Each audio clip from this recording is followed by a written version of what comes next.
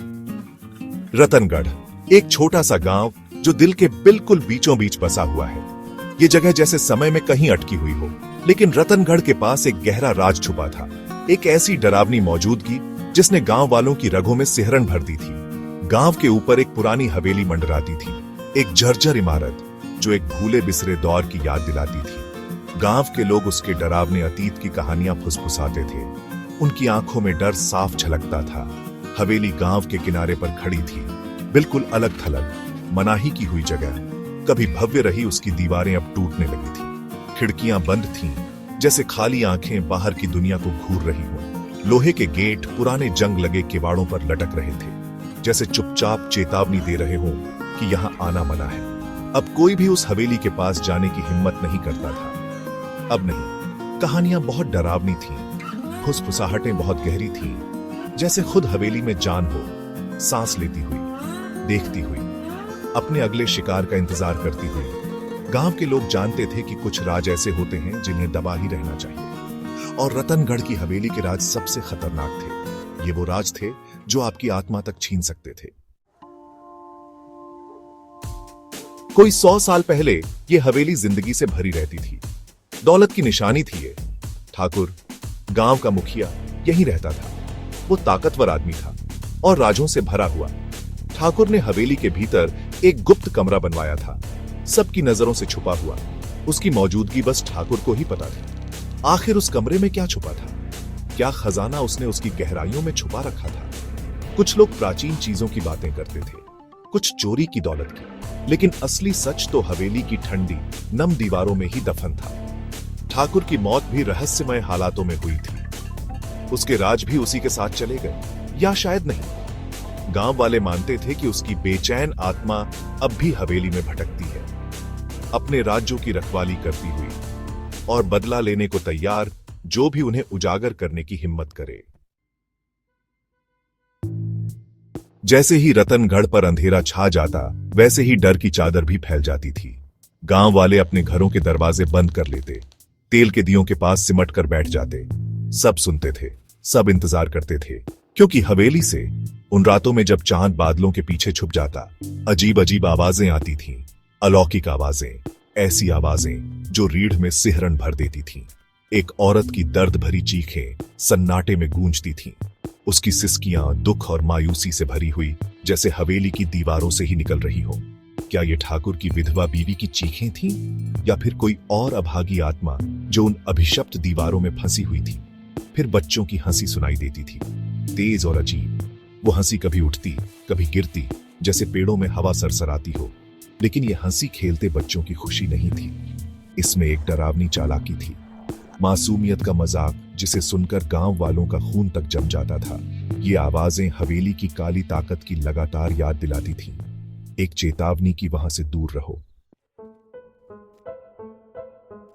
Over the years, many brave or perhaps foolish souls attempted to unravel the Haveli's mysteries, drawn by curiosity or perhaps by the lure of the Thakur's hidden treasure. None ever returned. There was young Ram, an adventurous boy who dared to venture into the Haveli's overgrown courtyard. He was never seen again. Then there was old man Sharma, a scholar who spent his life researching the Haveli's history. He disappeared one night, leaving behind only a pile of scattered scrolls and a single chilling note. The Haveli demands a sacrifice. Each disappearance only deepened the mystery surrounding the Haveli. It became a symbol of fear, a place where the living were not welcome. 5 years ago, a television crew arrived in Ratanagar. They were a team of paranormal investigators. Armed with cameras and microphones, they sought to capture the truth behind the Haveli's haunting. They sought to expose its secrets to the world. The villagers warned them. They pleaded with them not to go. But the crew dismissed their fears as mere superstition. They would soon learn the true meaning of fear. They set up their equipment inside the Haveli. The air grew heavy. The temperature dropped. A sense of dread settled over them. As the cameras rolled, they heard it. The blood-curdling scream, a woman's voice, filled with terror. Then, on the camera's flickering screen, they saw her, a spectral figure. An old woman with long white hair and eyes that glowed an eerie red. She floated in midair, her gaze fixed on the terrified crew. The footage ended abruptly. The crew vanished. Their equipment was found abandoned, scattered on the dusty floor. There was no sign of a struggle, no explanation. The Haveli had claimed its latest victims.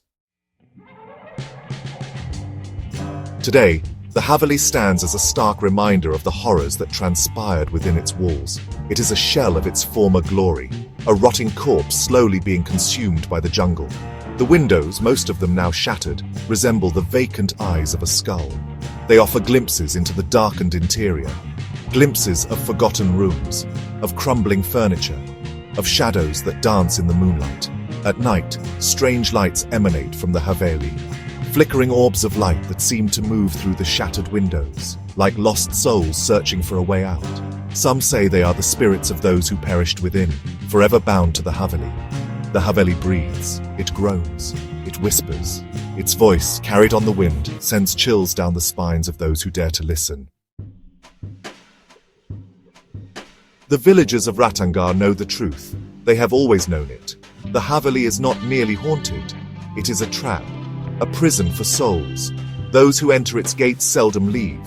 Their spirits, their very essence, are consumed by the Haveli, trapped forever within its cursed walls. The Haveli is a place of darkness, a place of fear. It is a place where nightmares are born, and where hope dies. To this day, the villagers avoid the Haveli. They warn outsiders of its dangers. They know that some doors are best left unopened. Some secrets are best left buried.